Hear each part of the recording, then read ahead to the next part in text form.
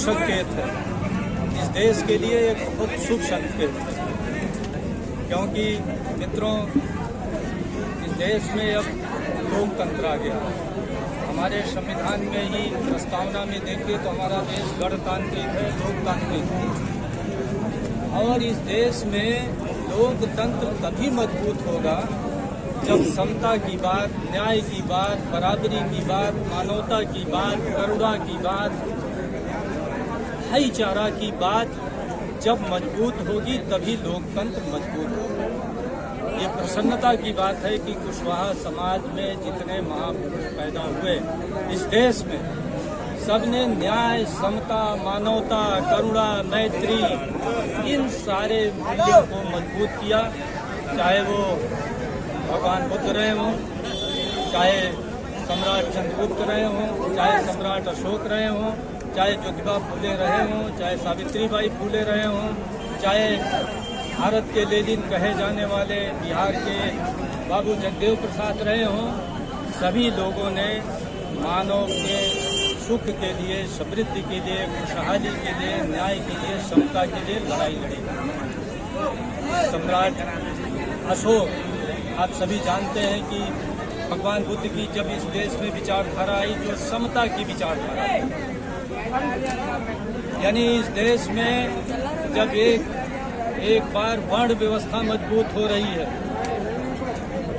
इंसान को 4 भागों में बांटा जा रहा था, उनके इज्जत को, उनके सम्मान को, किसको सत्ता का अधिकार होगा, किसको धन का अधिकार होगा, किसको सम्मान का अधिकार होगा, ये सारे अधिकार बांटे जा रहे थे वर्णों में। तब भगवान बुद्ध ने इस देश में जन्म लेकर के अपने साधना और तपस्या से रास्ता दिया कि इंसान के कोई वर्ण नहीं होता, इंसान के कोई टुकड़े नहीं होते, इंसान का कोई विभाजन नहीं होता। हम सिर्फ भारत के ही नहीं, पूरे दुनिया के इंसान सिर्फ इंसान है और हम सभी इंसान एक अखंड इंसान के रूप में हम लोगों की मान्यता बनी। एक वो कारवा बना, उसके आधार पर ये देश मजबूत हुआ। आगे चल करके इसी समाज के बीच से चंद्रगुप्त ने अखंड भारत की स्थापना। भारत को पहली बार, अगर आप लोग जानते होंगे, पढ़े लिखे लोग हैं, भगवान बुद्ध जब बोध गया में उनको बुद्धत्व प्राप्त हो रहा था तो उसके एक दिन पहले उन्होंने कई सपने देखे थे। उसमें से एक सपना ये भी देखा था कि वो पूरे जम्बूद्वीप, माने जो भारत का नाम उस समय था जम्बूद्वीप था, पूरे जम्बूद्वीप पर लेटे हुए हैं और उनका सर कहाँ है, हिमालय पर्वत पर, और एक पैर दोनों कहाँ हैं, दक्षिण में श्रीलंका में समुद्र छू रहे हैं। एक हाथ अरब सागर को और एक साथ बंगाल की खाड़ी को छू रहा है।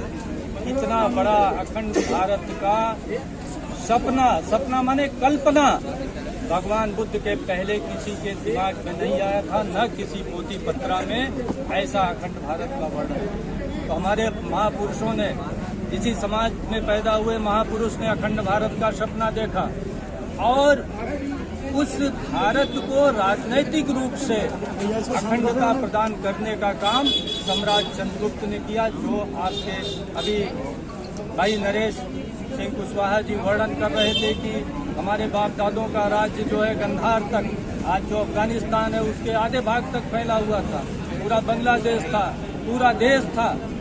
तो इतने विशाल भारत को राजनीतिक एकता आपके पुरुषों ने दी, राजनीतिक एकता दी।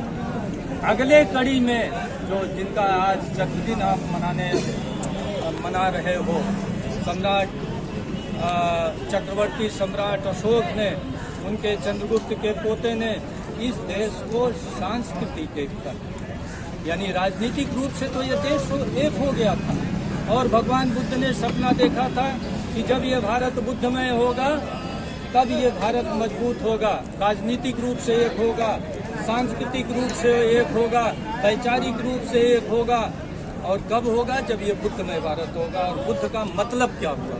बुद्ध का मतलब हुआ जब देश में न्याय होगा, समता होगा, बराबरी होगी, एक दूसरे का इज्जत सम्मान करेंगे। भाई देश क्या है, राष्ट्र क्या है? हम राष्ट्रवाद चिल्लाते हैं, राष्ट्र है क्या? किसी एक भौगोलिक सीमा में रहने वाले मानव का समूह ही राष्ट्र है। किसी देश में हिमालय भी हो, गंगा भी हो, हिरन भी हो, शेर भी हो, चीता भी हो, ग्वालियर का किला भी हो, लेकिन हम ही न हो तो क्या राष्ट्र बनेगा? बनेगा भाई। लेकिन कुछ भी न हो, अगर हम हो तो राष्ट्र बनेगा। तो राष्ट्र की सबसे महत्वपूर्ण इकाई कौन है? मानव है। तो मानव का ये जो विशाल समूह पूरे देश का था, ये विविधता का समूह रहा है। कभी मानव एक हो नहीं सकता। वैचारिक रूप से कोई दूसरे ढंग से सोचता है, कोई दूसरे ढंग से सोचता है, कोई किसी का पूजा पद्धति है, किसी का दूसरा पूजा पद्धति है। तो सोच और चिंतन की विविधता इस देश में रही है और पूरे विश्व में रही है। दो घर में पति पत्नी हैं, उनके भी विचार में भिन्नता होती है, लेकिन विचार भिन्नता के साथ पथ, मत, मतांतर, दर्शन के विभिन्नता के साथ हम पूरे देश के लोग कैसे भाईचारा, प्रेम, मोहब्बत से रहें, ये संदेश, ये रहने का शऊर और सलीका सम्राट चंद्रगुप्त ने इस देश को सिखाया और तभी इस देश की अखंडता मजबूत हुई। और उसी को कहते हैं सांस्कृतिक राष्ट्रवाद। यानी सांस्कृतिक राष्ट्रवाद की स्थापना इस देश में सम्राट अशोक ने की। और सांस्कृतिक राष्ट्रवाद का अगर कोई महानायक है इस देश का तो सम्राट अशोक है। और अगर आज हम इस देश को मजबूत करना चाहते हैं, राष्ट्र को मजबूत करना चाहते हैं, ये देश विविधता का देश है। यहाँ हिंदू भी है, मुस्लिम भी है, जैन भी है, बौद्ध भी है, ईसाई भी है, पारसी भी है, विभिन्न भाषा के लोग हैं, वेशभूषा के लोग हैं, धर्म के लोग हैं, संस्कृत के लोग हैं, विचार के लोग हैं। अगर उनको हमको एक रखना होगा तो अशोक के मार्ग पर चलना पड़ेगा। उसके शिलालेखों का अध्ययन करिए, उसने कहा है मिलजुल करके रहिए। और जो आदमी दूसरे धर्म संप्रदाय की निंदा बुराई करता है, एक ढंग से अपने संप्रदाय की निंदा बुराई करता है। घर में प्रेम से रहिए, पति पत्नी के साथ रिश्ते बेहतर हों, लड़कों के साथ हो, पड़ोसी के साथ हो और पूरे दुनिया के साथ बेहतर रिश्ते हों। मिलजुल करके रहने का शऊर और संस्कृत इस देश को अशोक ने सिखाया।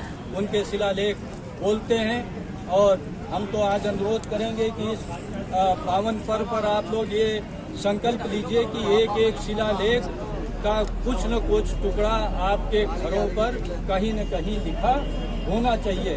और अगर प्रत्येक घर पर अशोक का कोई न कोई वाक्य, कोई न कोई शिलाखंड का बात उसमें लिखी रहेगी तो घर घर अशोक का संदेश जाएगा। बाहर से लोग जाएंगे, वो पढ़ेंगे, वो जानेंगे कि भाई ये अशोक के सच्चे अनुयायी हैं और अशोक और बुद्ध के रास्ते पर चलकर ही हम मजबूत देश बना सकते हैं, हम लोकतांत्रिक देश बना सकते हैं। इसी के साथ मैं पुनः आयोजकों को धन्यवाद देता हूं कि उन लोगों ने मुझे बुलाया। लेटेस्ट अपडेट पाने के लिए हमारे चैनल क्लाउड न्यूज को अभी लाइक करें, सब्सक्राइब करें और बेल आइकन दबाना बिल्कुल ना भूलें।